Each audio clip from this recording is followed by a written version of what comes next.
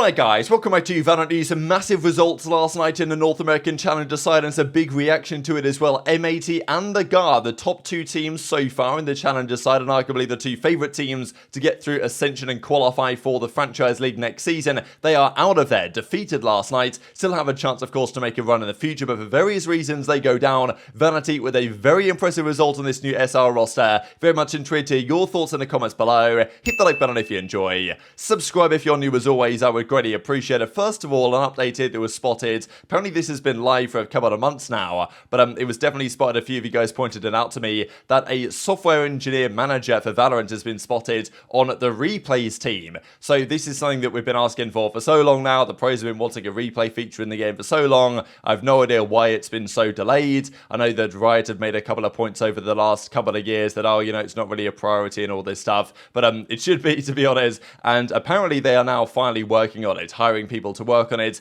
It might still be a year out. Maybe it's more than that, I don't know. But still, that is at least progress in some part, it seems. Also, there's some issues with the Brimstone Ultimate. I think I saw Boaster talking about this the other day, that the Brim ult right now, or even maybe his smokes, the positioning on the mini-map when he pulls out the iPad is not the same as when they actually land in real life, in the game itself. So, you know, the circle of the ult isn't actually the ult circle on the Brimstone iPad. Please fix, thank you. So, I think this has been wrong for a little while now, and they're like, hey, please fix it. So, bit of an issue there, no doubt, with Brimmy at the moment. Also from Scream, unfortunately, as expected maybe, they came crashing back down to reality yesterday, Carmine Corp, with an 0-2 defeat to FUT Esports. They got relatively close. There were some interesting moments, some classic KC moments, it's got to be said, on the Ascents, but also on the Haven as well. They went down on Haven 13-8, so this was another Carmine Corp masterclass, and yeah, they go down. I think game 2 was a really rough one for Scream. We went, yeah, 6-18 here, so pretty tough scenes. Haven, they actually did pretty well early on. They won a few rounds at the start of this half.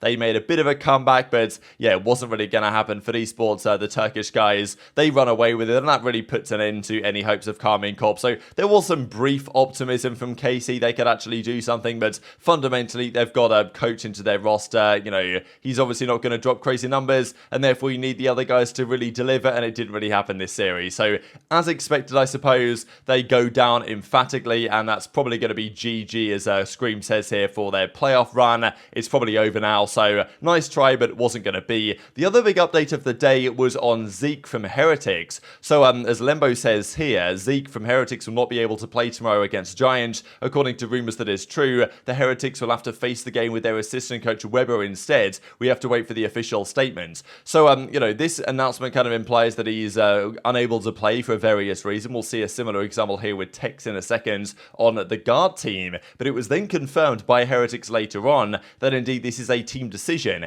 As a team, we have made the difficult decision to substitute Zeke, basically to bench him. While we appreciate his contributions to our organisation, we have experienced personality mismatches that have prevented us from fully realising our shared vision and values. So this, to me, is a polite way to say he's toxic, right? Or, you know, maybe he's not fully toxic, but there's some toxicity going around the team. Something needs to change. So, you know, that's sometimes how this can be read. I believe there was similar kind of circumstances on the maybe Ascends team back in the day as well, where people were also saying similar things. So, I don't know, but Zeke was a solid player for this team, but I guess they feel like with the underperformances they're currently experiencing, that the team environment is far from the best, and therefore Zeke has got to go. So, as they say, Weber not the same level of experiences, but he'll be able to change the dynamics of our team and perform. So, yeah, tricky one for them for sure, and they're playing pretty shortly indeed. So Zeke is gone in weird circumstances, it's got to be said, but this is the issue these teams have. They would love to make actual proper roster changes,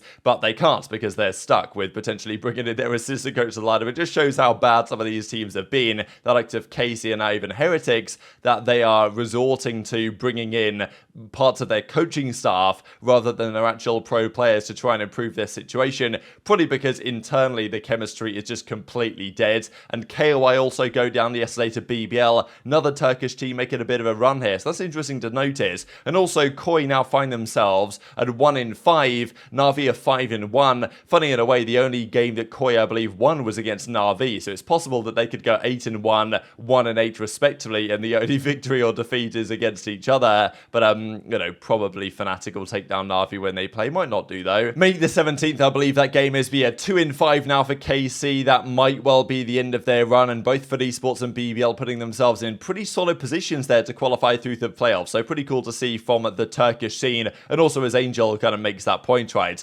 Na'Vi and KOI could end with 8-1, 1-8 respectively, and that would be pretty interesting to see. Let's dive into some of the challenger stuff then. First of all, just wanted to mention this from DFA Montero, who puts together his opinion on the playoff projections. So based on performances so far, current ELO ratings, what are the chances that these teams qualify in set seeds? So he reckons that the chances of Loud being top 6 is 100% guaranteed, as is Cloud9, and number 1 seed for Loud is probably going to be there's 85% likelihood of that. Cloud9 81% likelihood of the second seeds. What you're really interested in though is these numbers here, the top 6 finishing situations. Of course, the Tokyo qualification is pretty important as well, but this is based on the current ELO ratings on their performances, how they're looking. So top 6 chances for Furia, apparently 93%, NRG 80%, 100 Thieves 64% still, Leviathan 78%, and then you get down to Crew, which is pretty much out of there, MLB are an outside chance, and then EG Sentinels, both with 40 and 33% chances respectively. So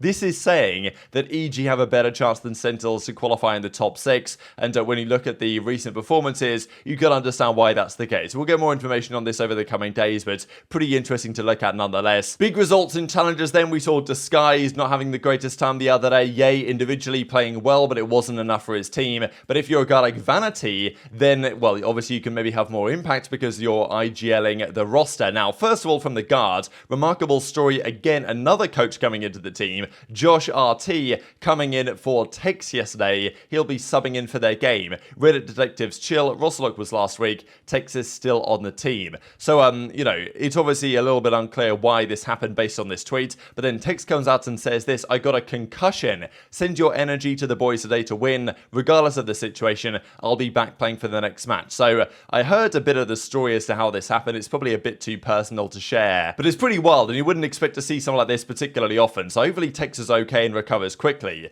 But yeah, pretty wild set of events, right? So TacticalRab gets a concussion, has to step out for a couple of days. Their coach comes in, and it's funny because the guy didn't even really mention any of that in their tweet, but it was TacticalRab who decided to make that known himself. So regardless, the guard not at full strength. They go against Moist Moguls. Perfect timing for Moist Moguls to play these guys, given that situation, because TacticalRab's one of their best players for sure, and they take them down. It was 2-1. There was a really close split. Split stays producing overtime bangers, man. I mean, what a map, honestly. Okay, it's a solid map. I don't think Split's phenomenal, but it always produces these, like, classic overtime moments, right? 16-14 here it was. That was to the guard, though. But Moist Moguls take them down 2-1. Phenomenal map from Dephh. Flyer, I think, individually, in terms of some of his calling, has been super impressive. 13-7 game 1 on Pearl, as we saw that crazy 16-14 back on Split, but then 13-10 on Haven. Great map from a Prota here as well, the final map of the series. So, yeah, awesome stuff to see. Yes, the guard not at full strength with their full roster, no techs and everything, but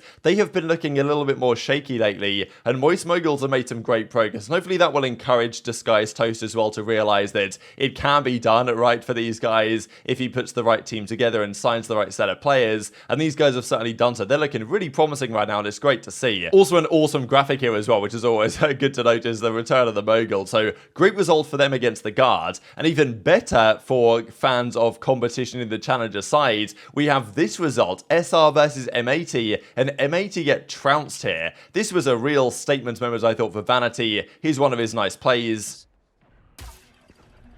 Shopify are putting on that pressure, though. They're really not running into any of the cyber shit. Alongside Vanity, who has that hero rifle. They're both up in that mid side. God, that's an opener. Holy. Indeed, he's able to find one out of it. Mata in the middle of the smoke. He's looking to burst. He's looking to capitalize off of a player reloading. And indeed, he was almost able to do so. John QT bursts out. EU gets another big kill. Woo! Vanity, let's go, dude! Holy. That's a miracle that we won this round.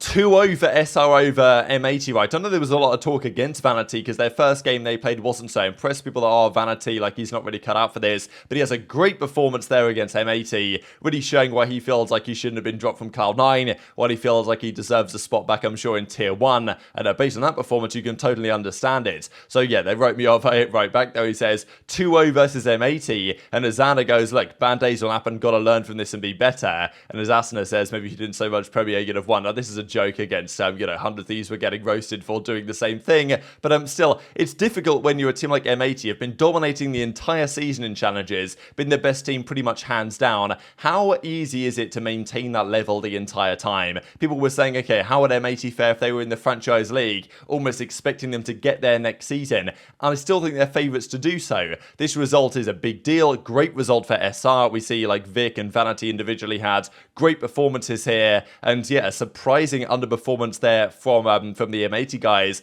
Okay, 12-14 again, another overtime on split, as we're used to at this point. And then Ascent 13-6. Demolition job here on the second map of the series. Vanity really turned up at a big moment, as we just saw. So yes, SR have always had the talent. It's been a surprise to me, to be honest, why SR haven't been performing at this level. They brought Vanity in for Dazzle, and now they're really starting to deliver, it seems. So good to see from them. But also M80, right? How can they go from here? As I say, it does feel to me like when you've been on top for so long, how easy is it in their practice and in their preparation and in their matches to really stay at 100% effectiveness? It's a bit more of a challenge, right? And the other teams are going to be going harder right at the time that they need to. So it's interesting because M80 would be blowing everyone out of the water a few months ago, but now they have been looking more vulnerable in recent times, and here they actually got defeated relatively comfortably. So could be a big wake-up call for M80. I'd still say they are the favourites going into the Ascension playoffs, which they will qualify for, and Ascension itself if they were to get top 2